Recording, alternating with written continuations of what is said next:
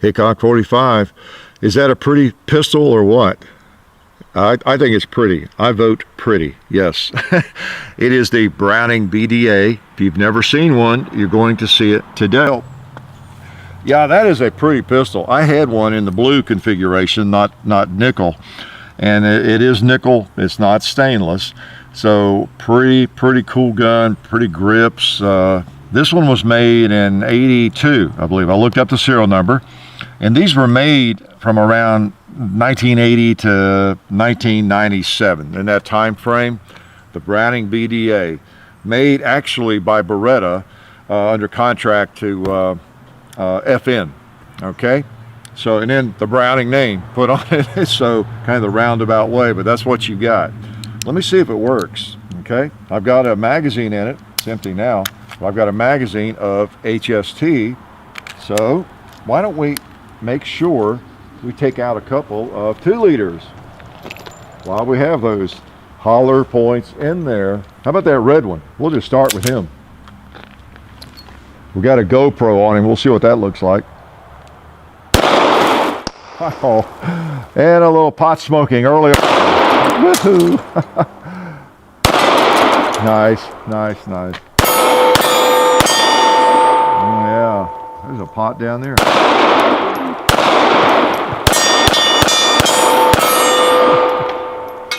She's empty. So those were, again, some of the hollow points, and those are pretty nice. Now, a lot of people don't carry a hollow point when they carry a 380, but, you know, to each his own. That's everybody's choice.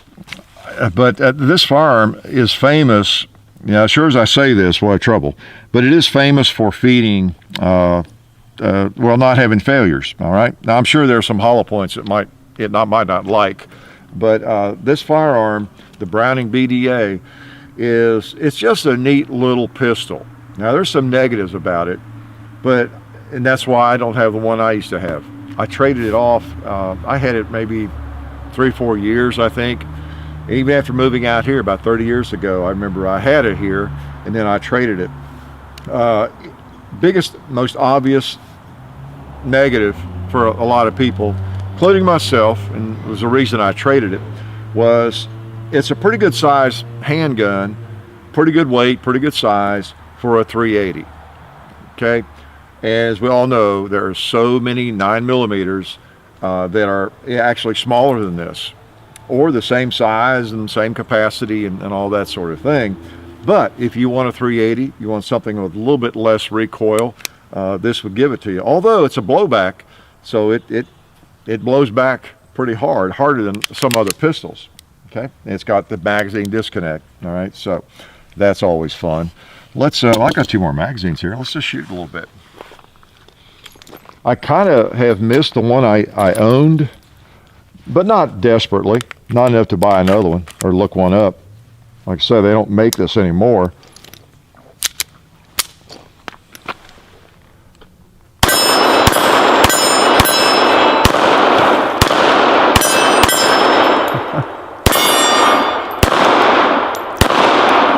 That was cool.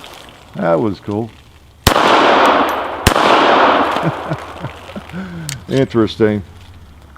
I'm not crazy generally about nickel-plated pistols either, but some of them do look pretty good. This one I actually like. I just like the looks of that better than my the one I had. And I'm kind of picky about my finish.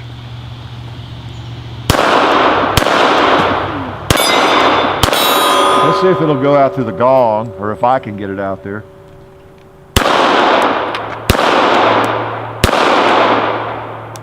Yeah.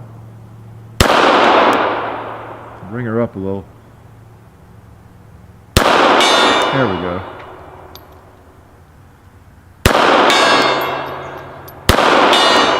Yeah, it shoots high to point of aim. So I was holding down, but I was holding down too much.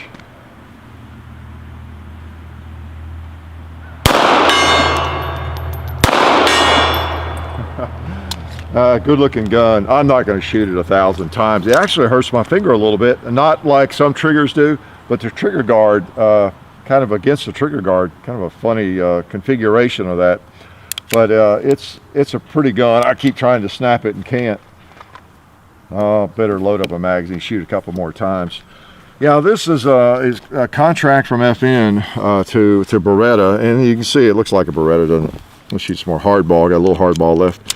It's interesting. I was reading about some of this and how, you know, there really is no longer, I guess, a Browning factory where we could go visit, right?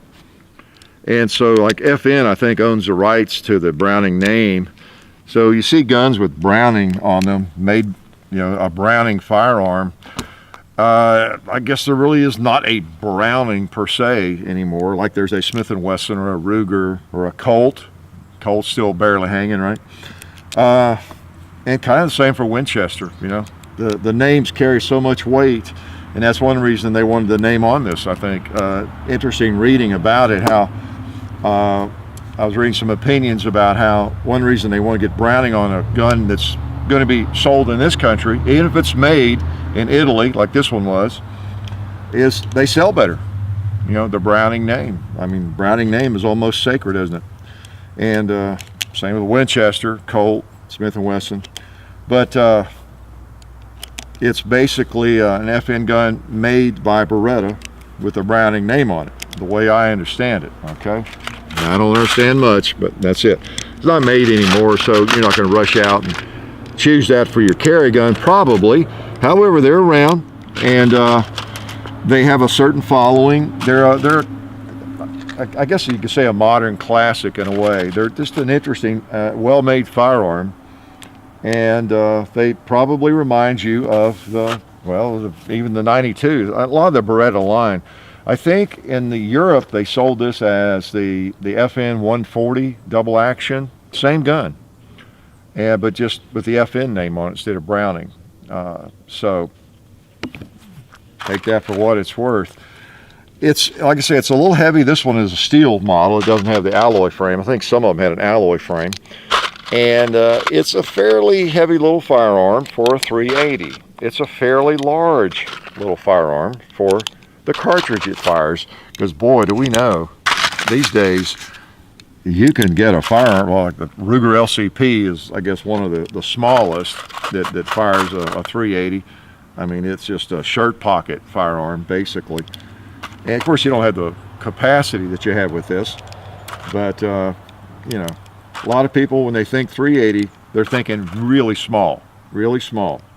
Now that said, there is a market for it because it's a little bit less punishing if a 9mm is a little much, you know, for you or somebody you know. Then a 380 is a nice option. It's with modern ammunition. It's still a bullet. It's still a gun. You know, we get a little snobbish about that sometimes. A piece of lead coming out of a barrel, whether it's a 22 or a 50 BMG, is dangerous, okay, and lethal. So, you know, we have to keep that in mind. We can all become snobs about this sort of thing if we're not careful. But yeah, it's a little bit big for that. But one of the things you read about this, and I remember from mine, I just liked the gun. I remember when I bought it or traded for it, whatever I did. I could look at my records and figure that out, I guess. But I just liked it. I thought it was cool. And the fact that it was a 380 didn't turn me off for some reason. I think I just liked it so much. And at the time, there weren't that many high capacity pistols. Well, they were out there, I guess. I wasn't familiar with them. That would have been in probably like early 80s, very early 80s, when I picked it up somewhere and decided I liked it well enough to buy it. And it held 13 in the magazine. And that's probably what got me, right? Because I owned that before I owned a Glock, okay? Because there were no Glocks for sale when I bought it. So pretty neat gun. I kind of like that wood and that nickel. This is a pretty cool collector's piece in a lot of ways. It's not, you know, worth $2,000, I don't think, or anything, but it's kind of a collector's piece in a way. Kind of a collectible firearm. Let me shoot you a couple more times.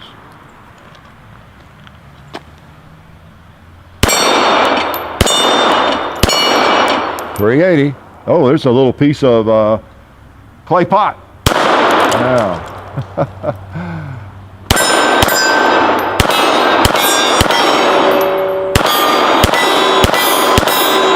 Yeah, so 380, you would not want to be hit by it. Now, one of the things you got, of course, as you with a Beretta, is you got that frame-mounted decocker, which I don't like, and a lot of people do not. You know, it's a decocker. It's kind of in the way. When you're working the slide, your thumb hits it. You got serrations, but I don't know. I just don't like it. It's in the way. I never have. It's one of the negatives of the big Beretta 92 as well, of course. So I could live without that, that's for sure. A couple more here. Back to hollow points.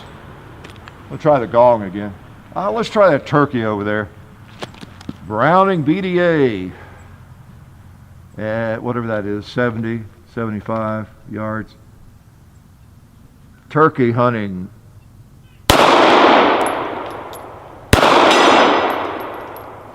That's what I was trying to do, just turn him sideways. Go back to the gong.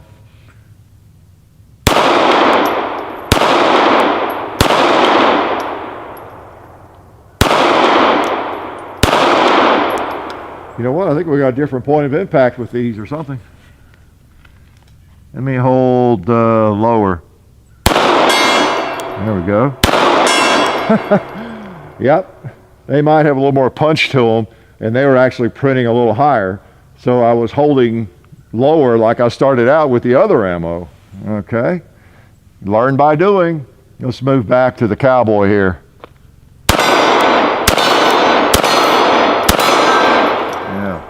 Cool, it's got a little bit of a punch to it. I'll show you how it breaks down real quick before I fire the last mag. It says clear, of course, hammer's cocked. You push this little button, turn the dial down, slide comes off.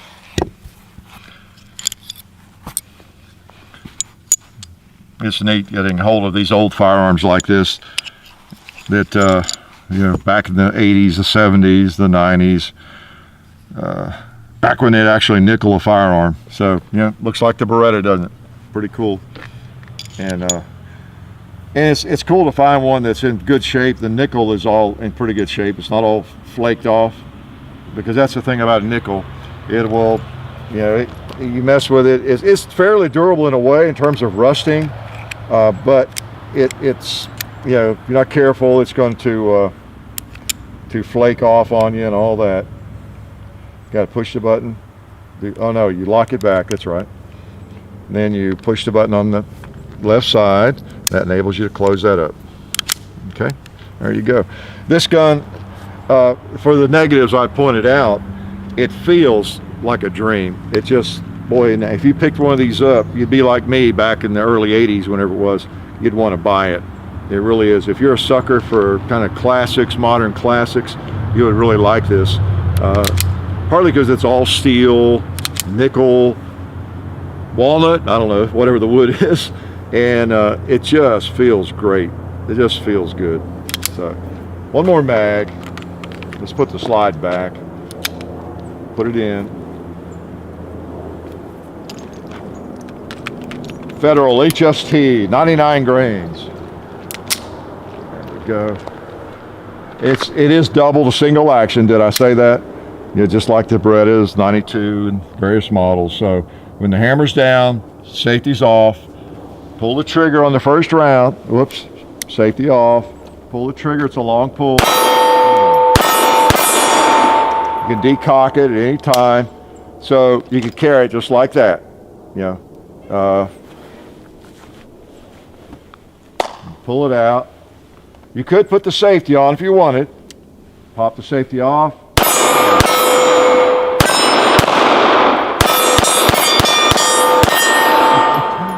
So a cool little gun. Might be exactly what you're looking for. You might have one. If you do, you know, share your feelings about it. If you shot yours much, just an interesting firearm. I in a way I miss mine because it's kind of a miniature in a way. I look at it as a miniature, you know, like Beretta 92 or something. It's a little different, of course, not the same design, but it is a smaller version of that. It feels like the grip feels a lot like the 92, except a little smaller. Fits the hand beautifully, and it's just a handy size little firearm. It's just that it could easily be a 9mm, you know, and have the same size firearm, same weight, and you know, and everything about it, capacity, you know. So it's kind of a why not going up to a 9 if you're going to have a firearm this size and this weight. But still, it's pretty cool. I like it. Life is good. We'd like to thank one of our sponsors, SDI, the Sonoran Desert Institute. SDI has fully accredited distance learning programs where you can get certified in gunsmithing or even an associate's degree in firearms technology. Of course, the study includes hands-on experience, which is important, of course. So check it out. Go to sdi.edu or just click on the link in the description. Okay? And also, we'd like to remind you to check out the Hickok 45 Facebook page and the Hickok 45 and Son channel and its Facebook page, as well as Gun Culture Radio on iTunes. Now remember all this, because I'm coming to your house randomly over the next year or two to give you a quiz on it, okay? Thank you.